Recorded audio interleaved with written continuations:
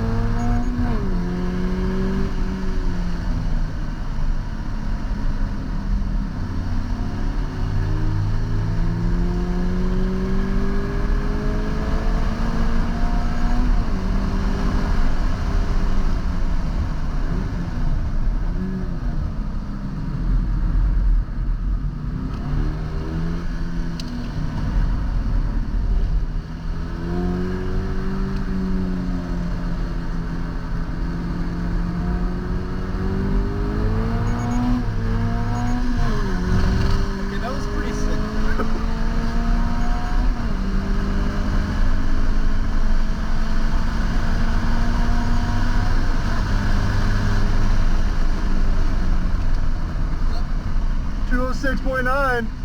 Oh shit. Hell yeah, dude. In the wet, I'm not upset about it.